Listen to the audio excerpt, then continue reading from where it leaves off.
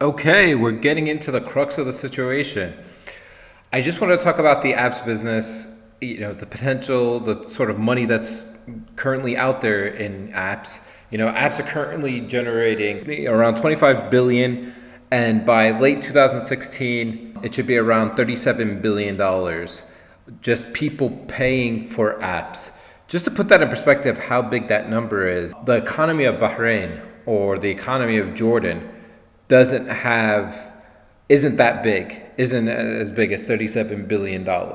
It's slightly lower at both at around $35 billion. So just for you to realize that there's so much potential, and it keeps growing and growing and growing as the world has more people incorporating smartphones. Every day, people in rural areas, in poor areas, are getting smartphones, and they're getting also credit cards and electronic payments that wasn't available, say, 5 years ago, 3 years ago, and even 2 years ago. So now all these electronic payments are readily available. They're now safer. There's better security. So people are more comfortable purchasing. So, these numbers are going to keep going up in sort of the app business.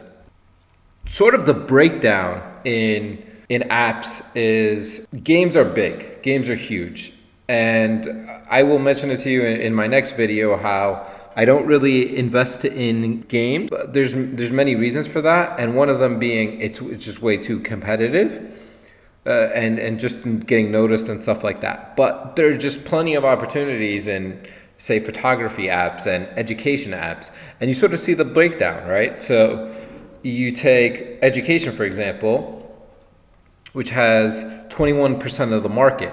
21% of the market of $40 billion is $8 billion. So there's plenty of opportunities. You don't have to feel the pressure of trying to produce a game and not succeed at it.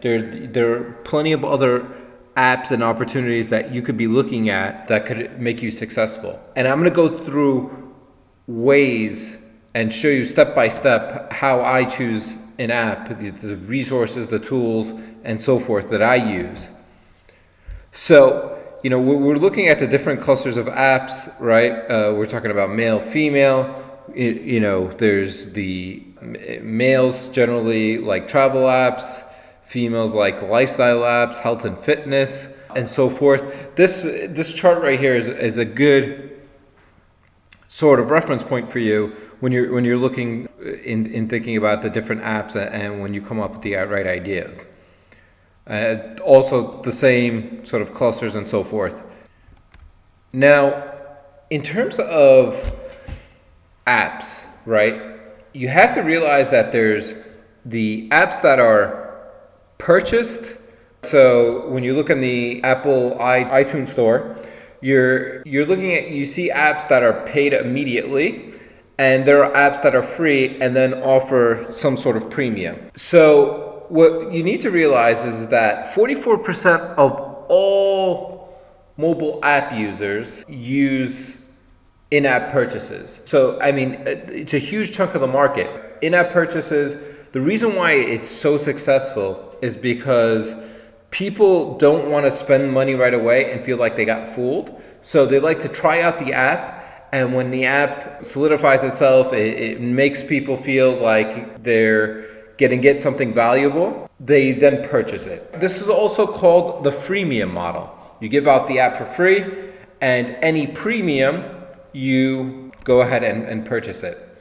So, there's an app for pretty much everything. Anything that you can think about. Photography, within photography, whether you want to do video editing, whether you want to do scary picture apps, in terms of decorative apps, sharing apps. So there's so many things that one can think of and execute on. So it's an extension of your product, and if you want to be successful and sort of get your name out, it's very important to have an app. Because I know when I go ahead and tell people I own a mobile app and stuff like that, it piques huge interest. More than even when I was on Wall Street, what people wanted to learn from me. You get customer relationships. In addition to that, you could do a virtual office. Like, you don't need an office. There's no cost in actually needing office space for your app, and you don't need any expensive hardware. And most importantly, you don't need programming skills. I'm going to show you how to get a developer and how to get that developer to produce a mobile app for you. Okay? It's really important to realize that there are things called native apps, and also it's really important to realize that 80% of time spent on mobile phones is through mobile apps. The average usage is 6.5 apps throughout a 30-day period. The average time per day on apps is 94 minutes. Think about it. When you use your Facebook app, use your WhatsApp app, all these apps, your Quran app.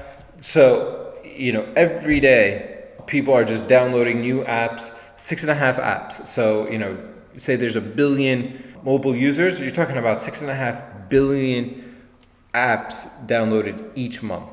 Also, that there are 70% of users that have 10 plus apps and 30 plus apps. So, this is really the wave of the future. I did this presentation just so you understand that a huge business opportunity, and because this motivation, you're going to need it to get you through the actual development of the app, because people maybe start the development and then they forget about it, they get distracted and stuff like that. I want people to stay focused till the end so we can produce amazing apps, and we have a community of Muslim app developers who are gonna just kill it, inshallah.